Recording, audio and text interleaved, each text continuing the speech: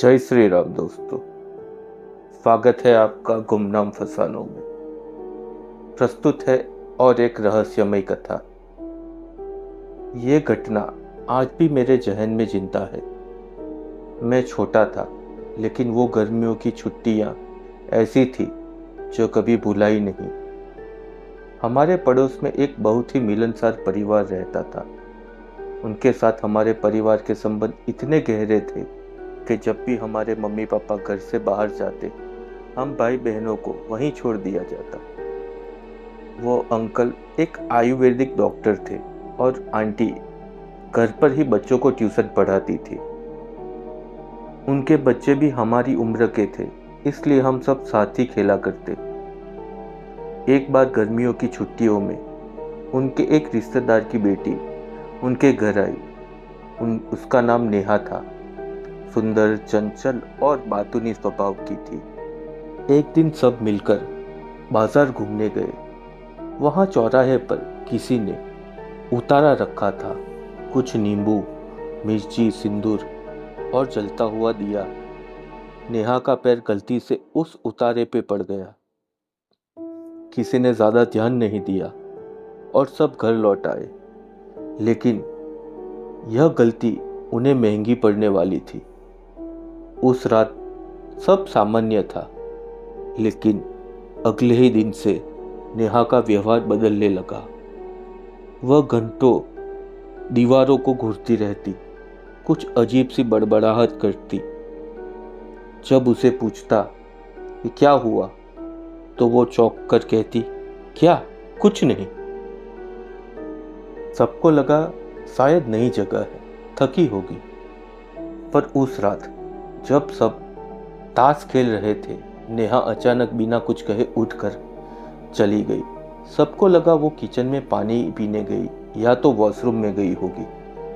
मगर जब काफी देर हो गई और वो नहीं लौटी, तब सब घबरा गए। पूरे घर में ढूंढने पर वो कहीं नहीं मिली। अंततः वह छत पर मिली, अपने खुले बाल के साथ जमीन पर बैठी हुई थी। उसके बाल उसके चेहरे पर बिखरे थे और वह अजीब सी गुर्राहट कर रही थी, जैसे कोई जानवर। अचानक वो उठी और हवा में कुछ सूंघने लगी। फिर भयानक आवाज निकालते हुए तेजी से भाग गई। हम सब उसके पीछे भागे। वह घर से बाहर जाकर एक सुनसान मैदान में पहुंची, जहां एक पुराना इमली का पेड़ था। वहां वो बैठ कुछ खा रही थी। जब सब ने पास जाकर देखा, तो वो एक कुत्ते के पिल्ले को खा रही थी। सब ये देख हैरान हो गए। तभी वो बड़ी अजीब तरह से अपनी गर्दन को मोड़कर चबाते हुए हंसने लगी। उसके हंसने के अंदाज में कुछ अजीब था। वो कोई आम हंसी नहीं, बल्कि एक शैतानी हंसी थी। किसी तरह उसे पकड़कर घर लाया गया। वो जो डॉक्टर अंकल थे, उनको भी ये देख कुछ समझ नहीं आ रहा था कि आखिर नेहा को क्या हुआ है। ऐसा व्यवहार आम नहीं था और ना ही उस लड़की की कोई मेडिकल हिस्ट्री थी कि वो मानसिक रूप से बीमार हो। दूसरे दिन नेहा को मेडिकल चेकअप के लिए अस्पताल ले जाया गया। उसके सारे रिपोर्ट नॉर्मल थे। सब परेशान थे, ये सब क्या हो रहा था। दिन में नेहा सामान्य रहती, लेकिन रात होते ही उसका व्यवहार बदल जाता। अजीब तरह से बैठना, अजीब तरीके से खाना, अजीब अजीब बातें करना, अजीब फरमाइशें करना, खाने में मिठाई मांगना। आधी रात के आसपास वह चिल्लाने लगी, वो मुझे लेने आया है, वो मुझे मारता है, मत आने दो उसे। अचानक उसकी आवाज भारी और मर्दाना हो गई और वो बोलने लगी, ये लड़की मुझे पा गई है, मैं इसे ले जाऊंगा, अब ये मेरी है। और तभी उसका पूरा शरीर अकड़ गया, आंखें काली हो गई, मुंह से झाग निकलने लगा और वह बेहोश हो गई। सब डर के मारे थर थर कांपने लगे। अगले ही दिन सुबह जब सबका मन पूरी तरह विचलित था, तब डॉक्टर अंकल ने फौरन नेहा के माता पिता को फोन किया और बुला लिया। वो दोपहर तक नेहा के माता पिता आ चुके थे। उन्होंने जब नेहा को इस हालत में देखा तो वो सन्न रह गए। नेहा जो पहले मुस्कुराती और सबके साथ चहकती थी, अब एक अजीब चुप्पी ओढ़े पड़ी थी। आंखें गहरी हो चुकी थी, जैसे कई रातों से सोई ना हो। नेहा के पिता ने डॉक्टर अंकल से सारी बात जानने के बाद कहा, हमें किसी अच्छे मंदिर ले जाना होगा, शायद ये कोई ऊपरी चीज है। तभी उन आंटी ने कहा, पास एक पुराना हनुमान मंदिर है, सुना है वहां के पुजारी बहुत सिद्ध है, वही हमें कुछ रास्ता सुझाएंगे। शाम ढलते ही सब मिलकर नेहा को लेकर उस मंदिर की ओर रवाना हुए। मंदिर रास्ते से थोड़ा हटकर एक घने बरगद के पेड़ के पास स्थित था। उन्होंने नेहा को देखकर ही आंखें बंद कर ली और कुछ बुदबुदाने लगे। नेहा, जो अब तक शांत थी, मंदिर के द्वार पर आते ही जोर जोर से चिल्लाने लगी, मुझे मत ले जाओ वहां, वो मुझे जला देगा, मुझे जलन हो रही है, हटो। उसकी आवाज अब किसी बूढ़े पुरुष जैसी भारी डरावनी हो चुकी थी। पंडित जी ने नेहा के पिता को अलग ले जाकर धीमे स्वर में कहा, अभी इस पर कोई साया नहीं है, लेकिन जो इसके पीछे है वो मंदिर के बाहर खड़ा है। वो साया बहुत ताकतवर है। ये लड़की उसे पसंद आ गई है। वो इस लड़की को अपने साथ ले जाना चाहता है। लेकिन आप घबराइए मत, आप मुझे अपना पता दे दीजिए। आज रात को आपके घर आऊँगा। किसी को कुछ ना बताइए। तब तक इस लड़की से शांत व्यवहार करें। उसे लगे कि आपने हार मान ली है। उन्होंने एक पर्ची दी जिसमें कुछ पूजन सामग्री की सूची थी। काले तिल, नींबू, सिंदूर, जौ, एक नारियल, पीला कपड़ा और राम दरबार और माँ काली की फोटो। जब नेहा को मंदिर से बाहर लाया गया तो वो गुस्से में गुर्राई और बोली, क्या लगता था तुम जीत गए? ये लड़की अब मेरी है और मैं इसको ले जाऊंगा। तुम में से कोई मुझे रोक नहीं सकता। उसकी आंखें अब काली हो चुकी थी और चेहरा भयानक सफेद, मानो खून का नामो निशान ना हो। उसके चेहरे की नसें उभर चुकी थी और वो एकदम से धूल में गिरकर जमीन पर लौटने लगी। सबने किसी तरह उसे संभाला और घर लाया। उम्मीद रात को आने वाले पंडित जी पर टिकी हुई थी और किसी को अंदाज नहीं था कि वो रात उनके जीवन की सबसे लंबी और डरावनी रात बनने वाली थी। रात का वक्त था। पूरा घर शांत, लेकिन उस सन्नाटे में भी एक बेचैनी तैर रही थी। घर के कोने कोने में मानो डर अपने पैर पसार चुका था।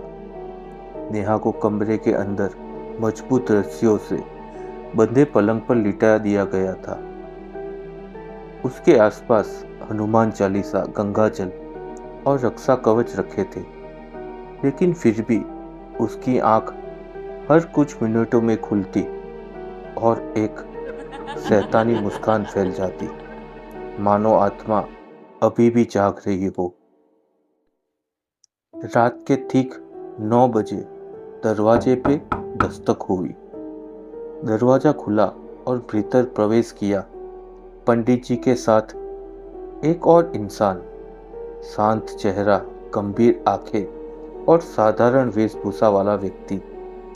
पंडित जी बोले, ये किशोर जी माँ काली के उपासक है, सिद्धि साधक है। जहाँ तंत्र हार जाता है वहाँ इनकी साधना बोलती है। किशोर जी ने एक गहरी नजर नेहा पर डाली, फिर आंखें बंद कर ली और धीरे धीरे कमरे में घूमने लगे। उनके होठ लगातार कुछ बुदबुदा रहे थे। उन्होंने जेब से एक पतली सी छड़ी निकाली और नेहा के सिरा ने एक त्रिभुज आकृति बना दी। फिर अपने झोले से एक पुराना पीतल का पात्र निकाला जिसमें से गंध निकल रही थी, चंदन, कपूर और अज्ञात जड़ी बूटियों की। उन्होंने गेरुए रंग से एक गोला खींचा। मृत संकल्प चक्र जो आत्मा को बांधने के लिए बनाया जाता है। जैसे ही किशोर जी ने मंत्रोच्चार शुरू किया, नेहा की आंखें एक झटके में खुल गई। अब वह नेहा नहीं थी। उसकी आवाज अचानक भारी और रौबीली हो गई। कौन है ये तांत्रिक? कौन बुला लाया इसे? किशोर जी शांत थे और उसी शांति से बोले, नाम बता, तू कौन है? नेहा की आंखें अब कोयले जैसी काली हो चुकी थी। होठ कांप रहे थे और गले से गुर्राने की आवाज निकल रही थी। मुझे इस लड़की से अलग नहीं किया जा सकता। ये अब मेरी है। तभी किशोर जी ने जैसे ही गंगा जल का छिड़काव किया, नेहा जोर से चीखी और कांपने लगी। किशोर जी ने पूछा, तू इस लड़की के शरीर में कैसे आया? तभी नेहा गुर्राते हुए बोली, उस चौराहे से जहां इस लड़की का पैर पड़ा था। किशोर जी अब पूरी तैयारी में थे। उन्होंने कलावे से बंधे 2 नींबू, राख और एक दीपक जलाया। हवा अचानक भारी हो गई। पूजा शुरू हुई। मंत्र तेज हुए। गंगा जल की बूंदें नेहा के माथे से धुआं छोड़ने लगी। नेहा अब जोर से हंस रही थी। तू मेरा कुछ नहीं कर पाएगा। तेरी ये पूजा इस घर की नींव हिला देगी। किशोर जी ने जवाब दिया, तू सिर्फ एक छाया है, मेरा विश्वास अग्नि है। और तभी उन्होंने एक नारियल जलाया जिस पर काला धागा लिपटा था। अचानक नेहा की आंखों से खून बहने लगा।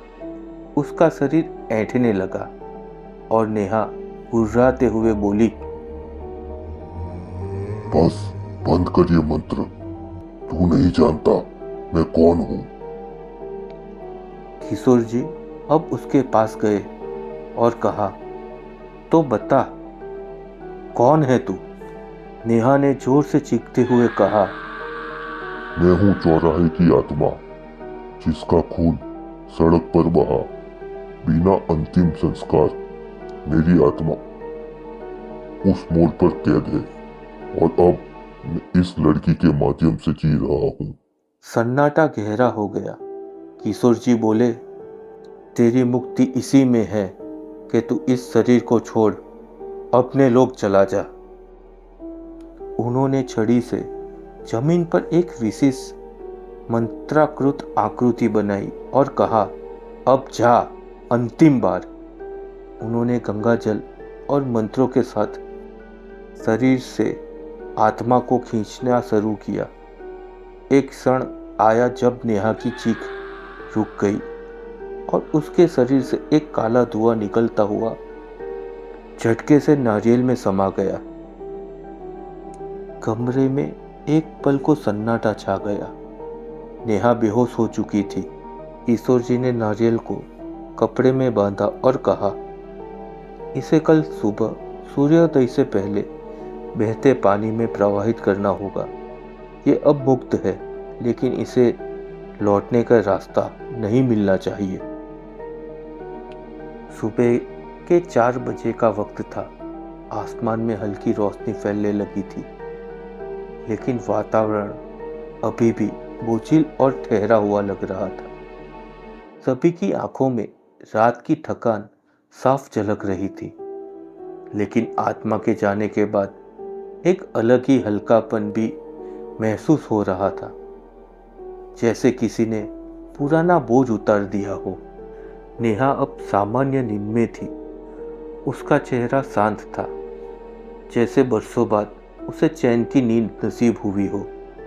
उसके माता पिता उसके सिर पर हाथ फेरते हुए रो रहे थे। किशोर जी बोले, अभी समय है, आत्मा को मुक्त करने की अंतिम क्रिया जरूरी है, वरना वह किसी और माध्यम से लौट सकती है। पंडित जी, किशोर जी और नेहा के पिता तीनों नदी की ओर निकल पड़े। उनके हाथों में बंधा हुआ नारियल था, जिसमें आत्मा को बांधा गया था। गाड़ी नहीं ली गई थी। नदी तक का रास्ता पैदल ही तय किया गया। किशोर जी बोले, आत्मा को शांत करना है, डरा कर भगाना नहीं। जितनी विनम्रता होगी उतनी जल्दी मुक्ति मिलेगी। रास्ते में हवा शांत थी, लेकिन कभी कभी ऐसा लगता मानो कोई पीछे पीछे चल रहा हो। पत्तों की सरसराहट और झाड़ियों की कंपन से डर तो लगा, लेकिन किशोर जी का मंत्र जो वो लगातार बुदबुदा रहे थे, सबको सुरक्षा का एहसास दे रहा था। सूरज निकलने ही वाला था। नदी का पानी धीमे धीमे बह रहा था। किशोर जी ने एक साफ स्थान चुना और वहां मिट्टी से एक छोटा सा गोल चक्र बनाया। चक्र के बीचों बीच उस नारियल को रखा गया। उन्होंने नेहा के पिता से कहा, अपनी बेटी के लिए इस आत्मा से क्षमा मांगो और इसे प्रकाश की दिशा में भेजो। नेहा के पिता ने कांपते हाथों से हाथ जोड़े और कहा, जो भी तू था, जैसे कष्ट मिला मेरी बेटी की गलती से या हमारे किसी कर्म से, उसके लिए क्षमा चाहता हूँ, तुझे शांति मिले। किशोर जी ने फिर अंतिम मंत्र उच्चारित किया, ओम क्षमा रूपाय आत्म नमः। जैसे ही मंत्र पूरा हुआ, उस नारियल को धीरे से नदी में प्रवाहित कर दिया गया। नारियल बहते बहते अचानक एक पल के लिए ठहर गया, जैसे कोई अंदर से देख रहा हो, और फिर बहाव में साथ साथ आगे निकल गया। आसमान में सूरज की पहली किरण फैली। किशोर जी बोले, अब यह आत्मा कभी नहीं लौटेगी। लौटते समय सब चुप थे, लेकिन मन में हल्कापन था। रास्ते में कहीं परिंदे चहचहा रहे थे, पेड़ हिल रहे थे, जैसे सब कुछ जीवन की ओर लौट आया हो। नेहा की माँ मंदिर के बाहर दीपक जलाए बैठी थी। नेहा अब पूरी तरह से ठीक थी। उसे बीती रात की कोई बात याद नहीं थी। किशोर जी ने जाते जाते कहा, हर आत्मा बुरी नहीं होती, कुछ बस भटकी होती है। उन्हें रास्ता दिखाओ, युद्ध मत करो। नेहा अब सामान्य जीवन में लौट चुकी थी, लेकिन उसके मन में एक सवाल अब भी था, उस आत्मा की कहानी क्या थी? अब वह आत्मा वाकई सिर्फ भटक रही थी या उसके पीछे कोई बड़ा रहस्य था? तो दोस्तों, खत्म होती है चौराहे की आत्मा की कहानी। अगर आपको ये कहानी अच्छी लगी तो लाइक करें, शेयर करें और सब्सक्राइब करें, और कमेंट में लिखें आपको ये कहानी कैसी लगी। शुक्रिया, और संभल के रहें, क्योंकि कुछ कहानी सिर्फ कहानी नहीं होती।